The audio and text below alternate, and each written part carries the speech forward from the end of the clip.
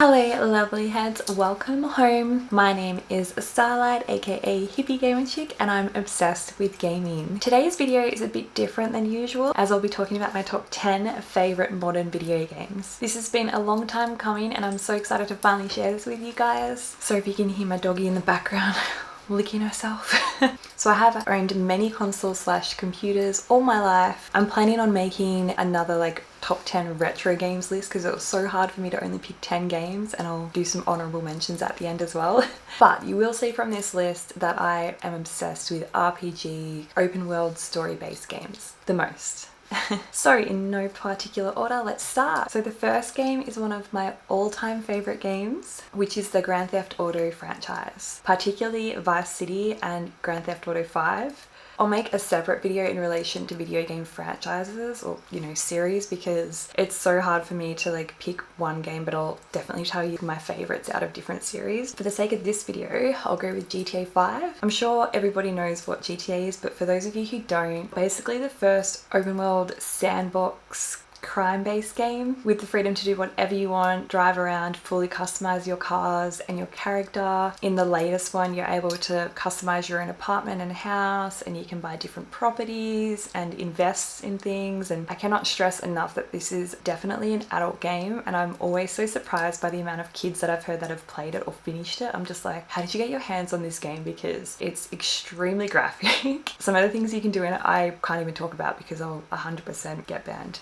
Hilarious in so many ways, a classic crime game with so many things to do. I've been playing GTA since it first came out in '97 when it was like a bird's eye view of a car.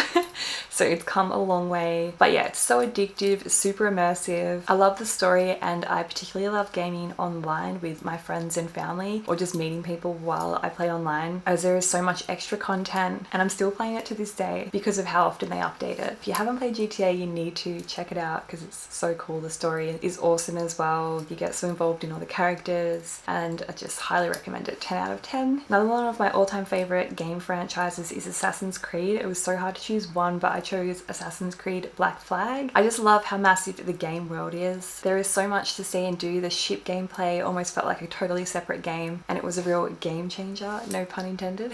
The character development I thought was better than Assassin's Creed 3 in my opinion, and it was good that they had another protagonist besides Ezio, who was always a fan favourite, plus pirates, come on.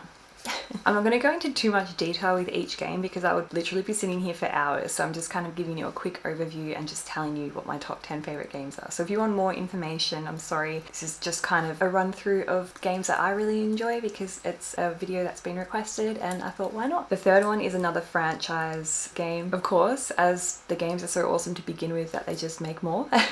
And that would be Far Cry 4. It's funny, this is in my top favourite games because I'm not hugely into first person shooters, and I've never been into it. I think I've said this in previous videos, don't come for me, but COD and games like that, I'm just not really into just running around and shoot 'em up type style games, although I have been playing a bit of The Last of Us Factions, which is like a shoot 'em up, but it's still not first person. I don't know, I just couldn't get used to that camera view. I just love being able to see the character. It's just something that I enjoy and prefer. But anyway, in saying that, this game was so awesome, and the open world and RPG elements really drew me in. I love the location and the cultural aspects mixed into it. As far as the antagonist goes, Pagan Min was amazing, but I think Vaas in Far Cry 3 was probably a better villain, but the combination of the setting and the villain makes Far Cry 4 a winner.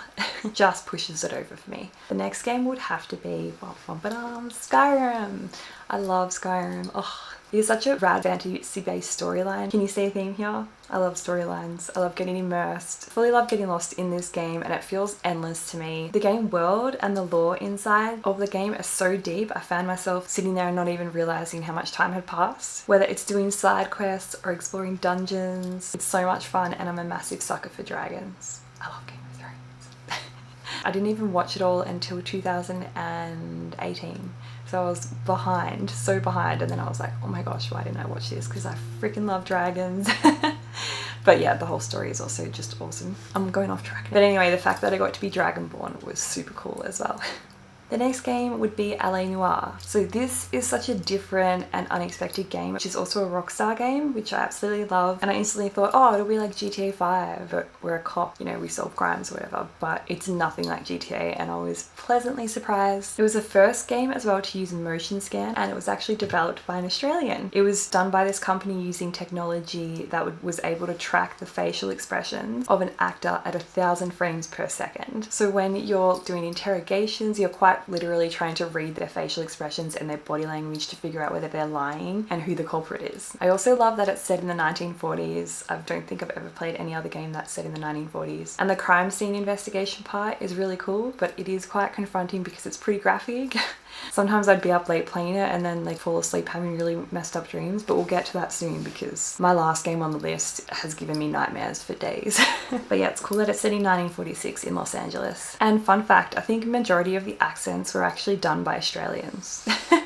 And they do a pretty good job. Next would have to be Uncharted 3. Oh, I love Uncharted. This game reminds me so much of Indiana Jones. I love exploring and, you know, the treasure hunting aspect. Naughty Dog hit the nail on the head with this one, especially with the story and the cinematic set pieces throughout the game. Like you'd be in the middle of gameplay and then it would turn to like some awesome cinematic scene where you're jumping through explosions or escaping. I also love where it's set, and apparently the legend is based loosely on historical events and historical facts, so that's really cool as well. Next is Red Dead Redemption 2. Red Dead, special place in my heart. I absolutely love Red Dead. Horses, being able to ride around is so cool. But lordy, this game rocks. What a story and what an awesome idea for a game. It's like set in the outlaw era where you go back to your roots and ride around on horses, bounty hunting and living off the land whilst exploring 5 US states in a totally open world map. I'd often get lost in this game for hours as well. I mean, I get lost in almost every game for hours, but this one just had me like reeled in. Got so into the story. It's one of those games where it's pretty slow paced, but I enjoyed that. I enjoyed just sitting back and I felt like I was in a movie. Like sometimes I'd ride off into the mountains to see the view and along the way come across all these cool encounters and side sort of quests. So that was really cool. The customization as well is on point, from like your hair and beard growing and having to get it cut, and your clothing, even being able to name your horse. You can also play this online and that's really fun as well. It's got constant updates so you never get bored. So it's like a GTA but with horses and in a totally different era. The next game would be The Witcher. When I saw trailers for this game, I thought it looked cool, but I had no idea what to expect until I played it, and I was not disappointed. One thing that stood out to me in this game was the score. The music throughout the game is so cool. All the cutscenes to the live performances is magical. So a quick description, it's like a medieval fantasy game and you play as a witcher who is a monster hunter for hire, and the whole story is amazing, but even the side missions and monster hunts were just as good as the story in some cases, and there's plenty of spicy scenes, if you know what I mean. Need I say more? Next on the list is a guilty pleasure of mine, and that is The Sims 4. I've been playing The Sims since the first one came out, and it's always just been this fun game to play when I just want to chill and not have to think too much. You basically get to create your own character in your own house and then watch your sim live, but everything's fully customizable and you just control their life choices, their career, their family. You can have babies, you can have pets, blah blah blah. Once you've created your house and your town or whatever, you can just get sucked in and basically keep extending it and control their life to suit your mood, pretty much. The one thing that really irks me though is all the DLC and the costs involved. It seems like some of it could have been added into the base game and they hold back, but it's still one of my favorites. Now, last on the list, drum roll please. I wonder if you can figure out which one this is. The next game / games, because I couldn't choose one, which you should all know if you have watched my videos before, my channel is completely full of it, is The Last of Us 1 and 2. So this is a post-apocalyptic game and I love anything post-apocalyptic. I love exploring abandoned buildings in real life, so in the game world it's been awesome. These games just stand out to me as the best post-apocalyptic games, obviously besides Fallout, but that's gonna get an honourable mention. They're just phenomenal. The gameplay, the combat felt so realistic, the survival aspects are one of a kind, but the story just draws you in so much and it's just amazing. It's really rare that you get so attached like emotionally to characters, and I did with this game. I cried so many times. Also one of the most visually beautiful games I've ever played in regards to draw distance and scenery and just all the little details. Like when you would explore abandoned buildings, just every detail that went into the game is just so in depth and awesome. I keep saying awesome, but It's the best way to describe it. And I've never cried so much playing any other game. Plus zombies. Who doesn't love zombies? I'll link where you can get these games down below. Every single one of these games is available on the PlayStation. But yeah, I just love The Last of Us. Like, there's no other game like it. It's just so close to my heart, and I've found it so hard to play other games lately because I'm just so addicted to that and I just want to go back and play it again, but I don't want to bore people because I stream a lot of my gaming. Oh, and I want to give some honourable mentions to Heavy Rain, Fallout 4, Beyond Two Souls, Life is Strange. That was gonna be in the list, but I had to put Red Dead in there instead because Red Dead.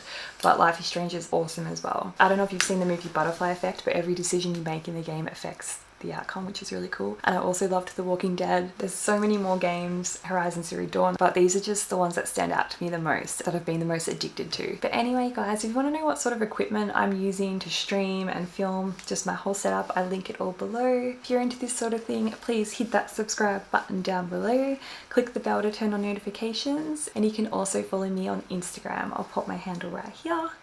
I'll also put my Twitch username here so you can check me out over there and we can chat while I play. It's been really fun being able to chat to people and get help when I don't know what the hell I'm doing.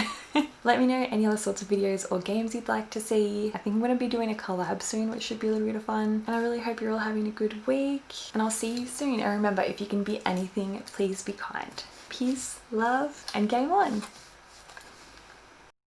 Mwah.